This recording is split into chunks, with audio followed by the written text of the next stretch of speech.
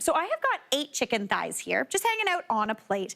And the first thing I did was I patted them dry with a little bit of paper towel. If you're looking for golden brown color, you want to make sure that that chicken is nice and dry, because steam does not make golden brown. Steam makes steamed, and we don't want that. So I'm gonna season those up really nicely with some salt, as well as a little bit of pepper. Both sides are good, but I typically at home, I'm not gonna lie, I season up the skin side, then once they're in the pan, I season up the other side, rather than flipping them around on a plate. To me, that's a waste of time. I'm gonna flip them over anyway, so just do it later. All right, so that chicken is looking great. Now over here, I have a pan over medium heat. Typically, when I'm making chicken thighs, there's a couple different ways that I like to sear them off. You can either start them in a room temperature pan, skin side down, bring them up to temperature, and then cook them for about 10 to 15 minutes until they are super, super crispy. It's really tasty, it's really fun, but takes a little bit longer. So we're just gonna do it this way where the pan is already heated. So this is, again, around medium, and I'm adding in just a little bit of oil. She's nice and hot, doing her thing. So now I'm gonna go in with those chicken thighs. Now, when you're searing, you definitely wanna go skin side down, because that's gonna get you that golden brown. So in we go, and you're listening for that little bit of a sizzle. That little bit of a sizzle is a total dream, because that means we're getting good contact with the pan. A little bit of the fat from the chicken skin is gonna start to render out and turn golden brown, which is an absolute dream. Now, I have got a big pan here, so if you can, you could fit all 8 chicken thighs in here. But if you're using a smaller pan, I would say to do this in batches. Another enemy to golden brown is kind of like the closeness of the chicken, because then that can, again, trap a little bit of steam, and we want that to get out. So I'm gonna add those in. This is looking pretty good to me. Season up the other side. And then you just wanna sear those chicken thighs for about, I'd say, 5 minutes on that first time. Now, after 5 minutes, these are not gonna be cooked. We're gonna finish them in the oven, but this is gonna get you that color, which is gonna help us build a pan sauce later. And again, guarantee you're gonna get golden brown chicken. So while those do their thing, we're gonna get to work on the shallots. Now, you want about, I'd say, 4 to 6 shallots here. If you cannot be bothered to locate shallots in your grocery store, they're usually in like a weird little cardboard container thing, just use a red onion. Chop it up into wedges and it'll be absolutely beautiful. I love a shallot though, because it's got a little bit of a softer flavor, which is really, really nice. I'm just trimming off the ends just to get rid of that root. And then you want to cut your shallots into about quarters. Sometimes you'll get a shallot that has kind of 2 sides like this one. That's fine. Just cut through it and cut through it the other way. You kind of have a quarter. Actually, it quartered itself. So we're just going to call that quartered already. Again, split that together and we are good to go. Just cut them into equal-ish pieces. And again, if you had a red onion, feel free to use that. I'd cut it into thinner wedges than you normally would. All right, now at this point, my chicken probably is not gonna be golden brown, but just to speed through the recipe, we're gonna take a gander. Oh, we're getting there. That little bit of golden brown skin is exactly what we're looking for. At home, I would take this a little bit further and give it a little bit more of that golden color, but we'll take this out. Now, when you are searing chicken, if you're moving it around before it is ready, it might tend to stick. That's honestly not the worst thing in the world, but if it is sticking, just leave it. Once it's actually golden brown, it will kind of release from the pan and allow you to pull those right out of there. All right, so I've set that chicken aside. We're gonna go in with our shallots, and then you'd wanna cook those shallots down for, again, about 2 minutes, seasoned with salt and pepper. Now, all I'm gonna do once that 2 minutes is up is nestle these chicken thighs, skin side up this time, back into the pan. Do you smell those shallots as soon as they hit the heat? Guys, I always joke, we're the meanest show on TV. It smells real good in this studio. So I'm just gonna add those right back in.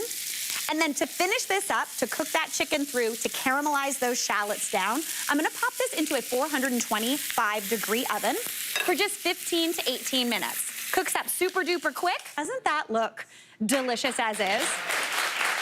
Honestly, if you wanted to serve this and just pop that on your table, no one's complaining, and if they are, tell them to get out. They don't deserve that beautiful meal you just made them. But what I'm gonna do is I'm going to turn all of this beautiful chicken juice and shallot situation into a delicious sauce. Because to me, if we've got all this hanging out in the pan, a little bit of deliciousness to spoon over top is kind of my dream. So we've got that all simmering away, doing its thing.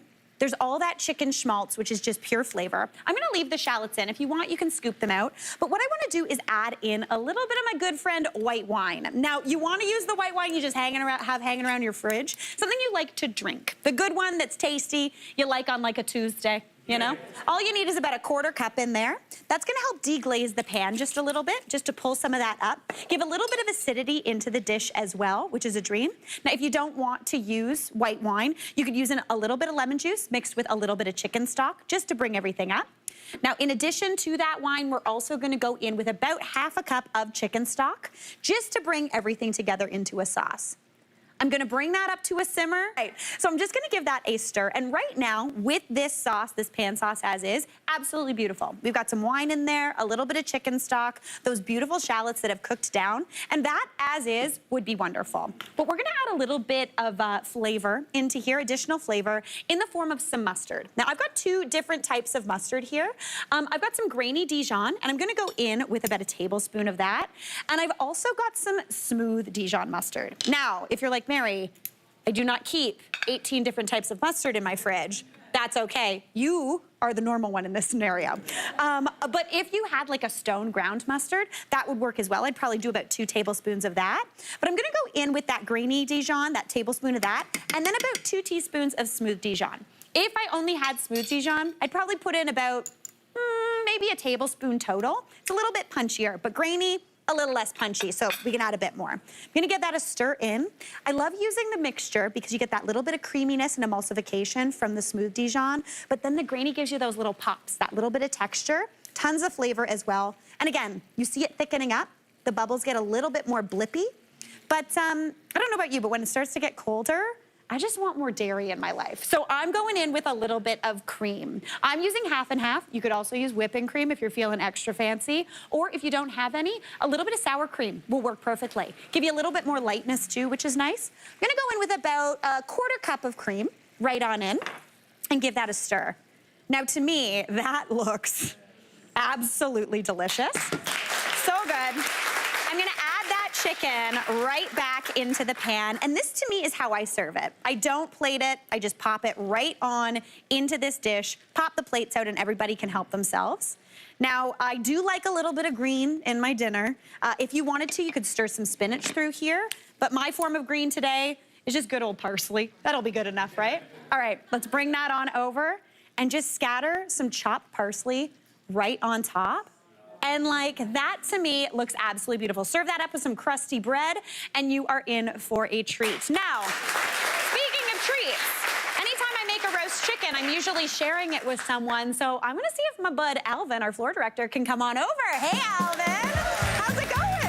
Great. Okay, now the first time you came and ate on the show, Alvin, the first thing you said after was, when can we do that again? Absolutely. Yeah, you're very good. You can call yourself a professional eater now. Yes, this is the best part of the show. For me, for me. I love it. Okay, I'm gonna serve you up a little piece. I love it. Okay, perfect. How do you feel about shallots? Love shallots. Yeah? Yeah. Have you ever roasted chicken before, Alvin? I have roasted chicken before. Nice. Yeah, this smells amazing. Like 2 segments ago, it was already smelling incredible. See, this is a dream. Okay, I'm gonna give you that little bit. Okay. Do you wanna do knife and fork? You're gonna do a hand? I think I'm gonna do a knife and Okay, fork. he's doing a knife and fork. And, you know, be civilized. I like this. Alvin, it was recently your birthday, wasn't it? It was yesterday. Happy actually. birthday, Thank you. Alvin. Thank We you. love it. Okay, let's see. Oh, Is he happy? It is juicy and very tender and flavorful. Juicy, tender, flavorful. I'm gonna Alvin, get one of these shallots you here. nailed it. Oh, he's going in. Hey, Mary here. What did you think? Drop your comments below and don't forget to like and subscribe for more of the good stuff.